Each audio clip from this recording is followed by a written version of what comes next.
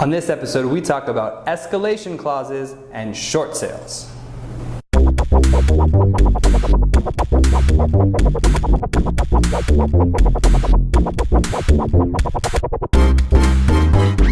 What's up, everybody? It's Jason Cassity with I Sell the City Real Estate in downtown San Diego, and this is episode 15 of Ask a Realtor. First of all, I want to say it's a beautiful December day outside. I just want to thank everybody for the interactions on Twitter and Snapchat and Instagram. You guys have been awesome. If you have any way or any reason to want to get a question on the show, just submit it using hashtag AskARealtor and then ask away, and I'll make sure to get it on the next episode. And let's get right into the show.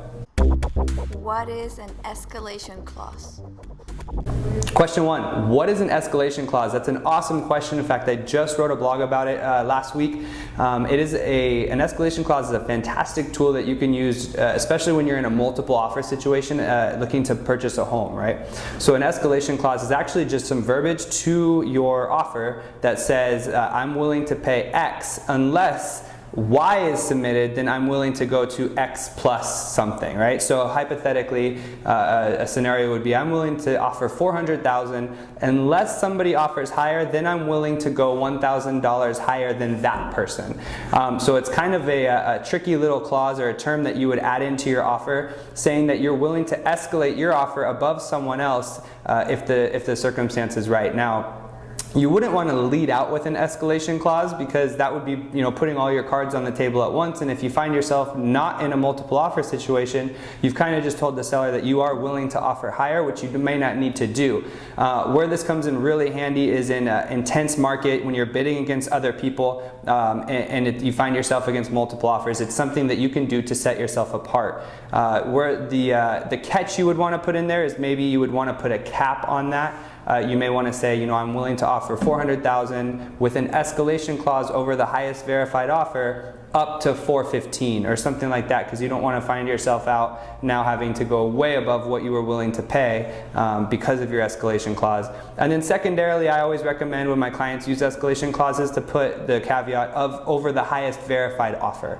Not to say that there's not a lot of honest people out there, but just in case you don't want to get against someone who maybe would just fabricate an offer or say that they had something higher just to get you to come up, you want to say over the highest verified offer just to kind of cover your bases, especially if you're a buyer of mine. I would always recommend that you do that. So an escalation clause is a fantastic tool, especially in a highly contested home, to make sure that you win the home. So you would just use that if you're going up against multiple offers. So great question, thanks. What is a short sale? Question two, what is a short sale? That's a good question. That was probably half of the market back in 2010, 11, 12. We don't see them as much nowadays because the equity has come back to the market a lot, so there's not as many people upside down on their homes. But basically a short sale is it's a form of the homeowner giving up their home, just like a foreclosure, but not quite there yet. So what the short sale is the homeowner is offering to sell their home for less than the amount that they owe on their loan. So as opposed to a foreclosure, which is just when the homeowner stops paying their loan altogether and the bank comes and takes back the home, the short sale is the homeowner saying, hey, I'm trying here, but the house isn't quite worth what my loan is. I would like to sell it maybe 50 grand short or 40 grand short. The bank then has to approve that because they will be taking a loss, but it's a little bit less severe of an impact than an actual full foreclosure would be, to the bank. So the penalties are a little bit more lax.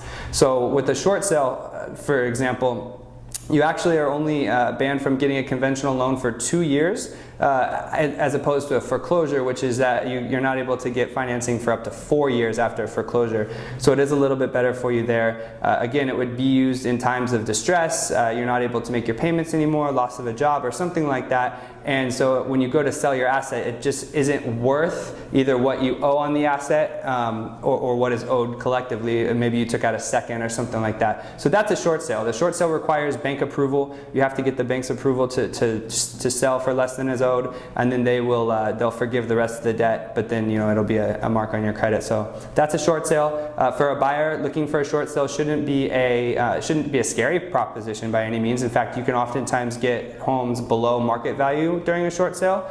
but the days of just everything being a short sale are gone. So just seeing a short sale doesn't automatically mean you're going to get a deal either nowadays, because you may be running up against multiple offers or whatnot. So it's important to note that that doesn't automatically mean a deal. But then vice versa, you also don't need to, you would still do your inspections and everything, but it's not like you need to proceed with caution as if a foreclosure, because a short sale, more than likely the homeowner is still living in the home, still taking care of it and things like that. It's not just a completely abandoned home. So for a homeowner, it could be a great deal if you're able to find a short sale in a good neighborhood at a good price.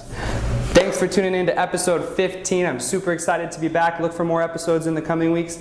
And again, if you have any questions that you want to get out to me, use hashtag AskARealtor, Twitter, Instagram, Facebook, Snapchat, wherever you want to ask the questions, I'll be there and I'll check them out and I'll get them on the show. If you haven't already, make sure you subscribe to the YouTube channel on the button that I'll put right here.